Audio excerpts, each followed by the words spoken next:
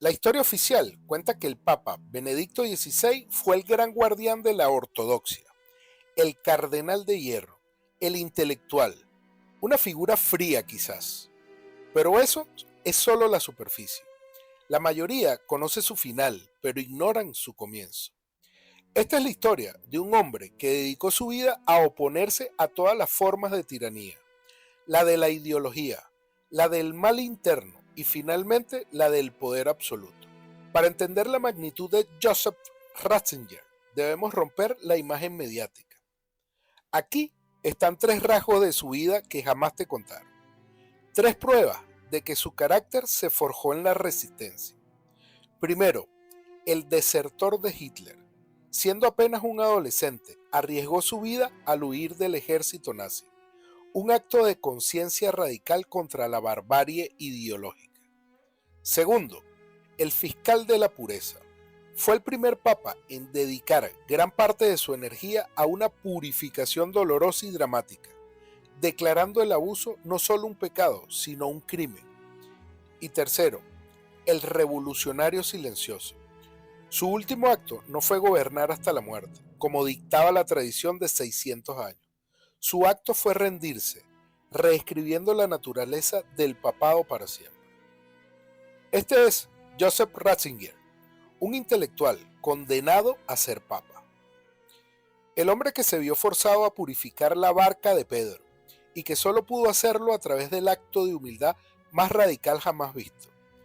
Joseph Ratzinger nació en la Baviera rural de 1927, pero su verdadera formación no provino de los libros, sino de la sombra opresiva de la Alemania nazi.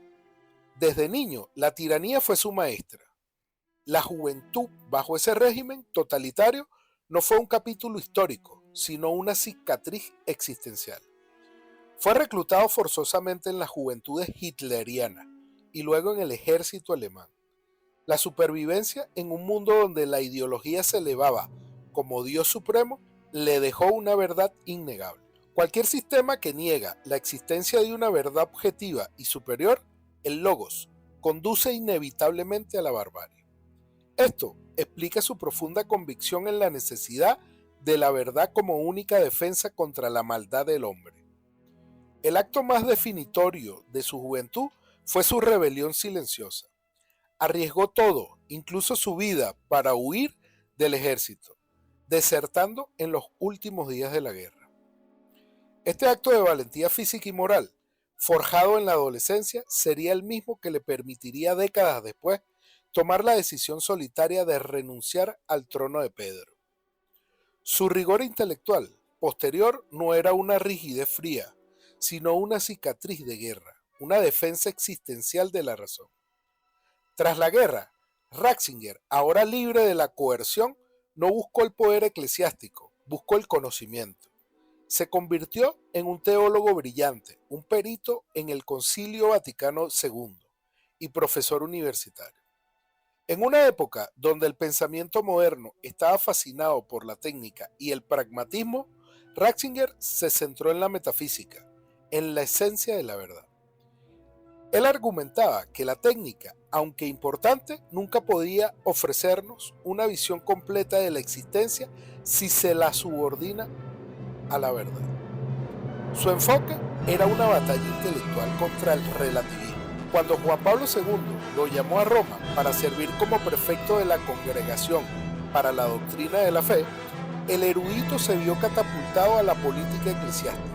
El mundo lo adoptó como el cardenal Panzer por su disciplina, pero el mundo no comprendía que su disciplina era el escudo que protegía la fe de las mismas fuerzas ideológicas que casi lo destruyen en su juventud.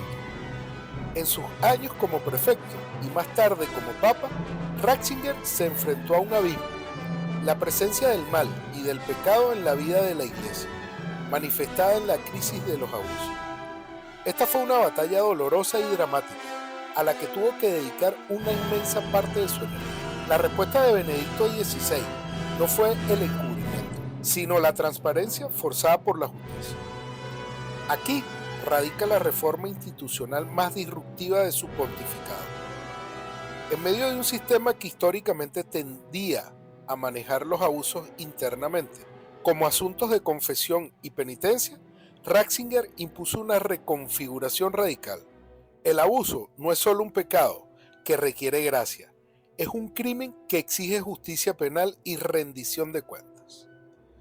Al elevar la categorización de pecado a crimen, Ratzinger reconfiguró la relación de la Iglesia con sus víctimas y con el Estado, forzando un proceso de purificación que requirió rascar muy profundo la historia.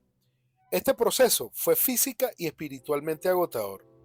La lucha contra el mal interno fue la lucha más amarga de su vida, pero demostró que su visión de la caridad, expuesta en la encíclica Deus Caritas Est, no era una teoría académica, sino el fundamento necesario para enfrentar la corrupción con verdad y justicia.